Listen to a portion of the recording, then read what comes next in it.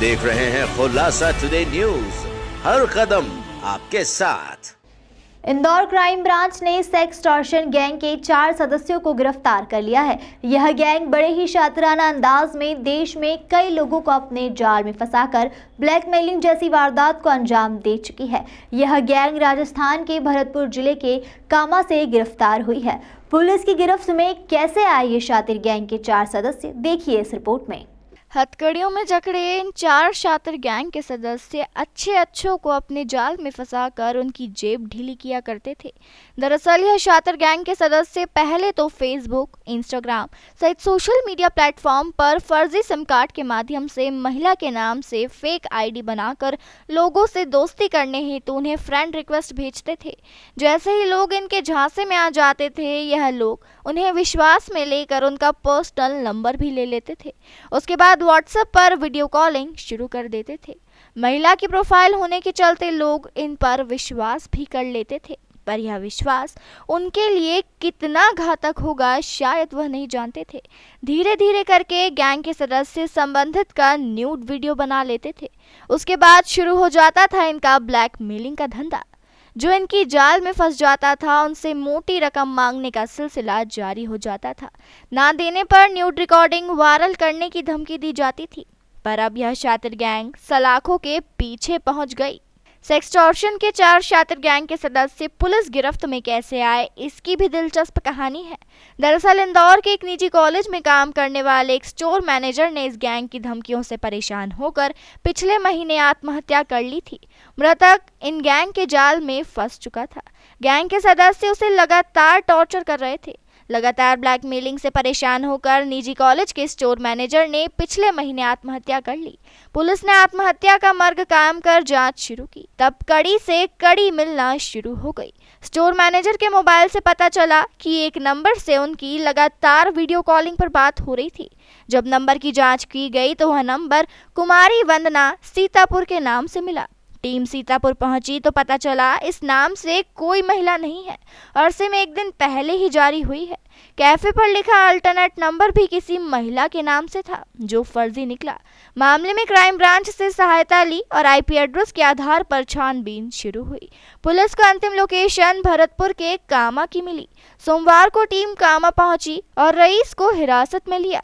उसने 4 साथियों के नाम बताए। पुलिस ने भरतपुर पुलिस की मदद से 4 लोगों को हिरासत में ले लिया। इस गिरोह द्वारा कई लोगों को ब्लैकमेल किया गया। जानकारी के मुताबिक भरतपुर में लगभग सभी राज्यों की पुलिस इनकी तलाश में आती रहती है।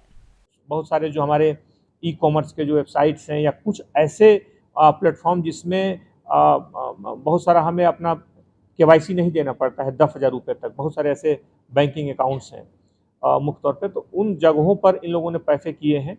पैसों से जुड़े जो तथ्य उन पर पुलिस जांच कर रही है और साथ ही साथ इनका जब डिटेल्स और इनके रिकॉर्ड को खंगाला गया तब ये बात अभी जांच में सामने आई है। 1100 पुलिस को शुरू में इस बात की जानकारी नहीं थी कि इतना बड़ा गैंग हो सकता है। बहरहाल पुलिस भरतपुर उसके आसपास के जुड़े जो इस तरह के गैंग्स हैं उन पर भी नज़र रखी है और कुछ और शिकायतें या इनसे जुड़े जो लोग हैं उनसे संपर्क करके अगर सामने आते हैं तो मामले में और खुलासे हो सकते हैं। महिला भी शामिल थी गैंग में? अभी जो गैंग पकड़ा गया है इसमें खास बातें हैं जिसे मैं अंडरलाइन करना चाहूँगा कि इस पूरे गैंग में जिस महिला का ये फोटो दिखाते थे या वीडियो दिखाते थे, वास्तव में वहाँ कोई महिला नहीं होती थी। वो महिला का एक वीडियो चलाते थे पैरेलल, एक सोशल मीडिया से डाउनलोडेड वीडियो था और जो स्क्रीन था बिल्कुल इस तरीके से पहले से सेट करके रखते थे कि जब वीडियो कॉल रिसीव हो तो व्यक्ति को वो वीडियो चलता हुए दिखे और व्यक्ति इस भ्रम में रहे कि वो कोई व्यक्ति वास्तव में है वहाँ पर। तो इसलिए कोई महिला नहीं थी और जितने भी वीडियो देखे गए इनके मोबाइल में वो वीडियो पहले से बनाए हुए सेव पाए गए और साथ ही साथ वो इसकी स्क्रीन रिकॉर्डिंग करते थे। तो व्यक्ति जब एक बार उसका शिकार हो गया, उसके अगले ही 5 मिनट के बाद फिर वो उसको मैसेज भेजना शुरू कर देते थे और उससे एक्सटॉर्शन का दौर शुरू हो जाता था। तो ये पूरी एक बड़ी गैंग थी जो इस तरीके से काम कर रही थी। जो 4 आरोपी पकड़े गए हैं, चारों आरोपी उसमें वहीं के रहने वाले हैं और वहीं स्थानीय तौर पे लगभग कई 2 सालों से लगभग इस काम में जुड़े हुए हैं। ये टेक्नोलॉजी से नहीं जुड़े हैं, ये चारों आपराधिक प्रवृत्ति के हैं। इस तरह की ठगी की वारदातों में हैं। अभी 6 महीने में अगर इन्होंने 1000 कॉल किए हैं तो पिछले 1.5 सालों में भी इन्होंने बहुत सारे कॉल किए होंगे।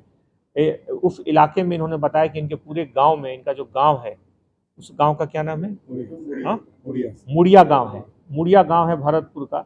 उस गांव में इन्होंने बताया कि हजारों लोग इस तरह की घटनाओं को कर रहे हैं।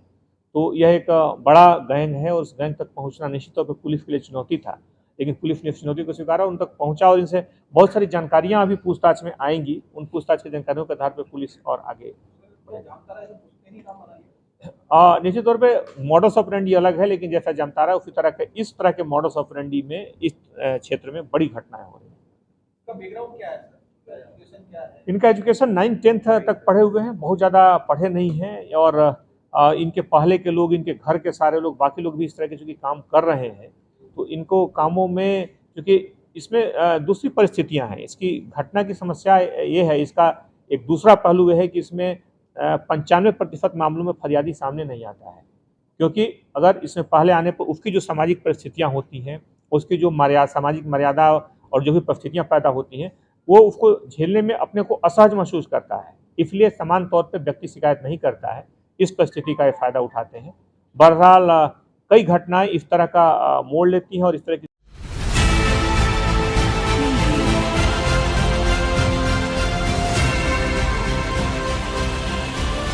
आप देख रहे हैं खुलासा टुडे न्यूज, हर कदम आपके साथ।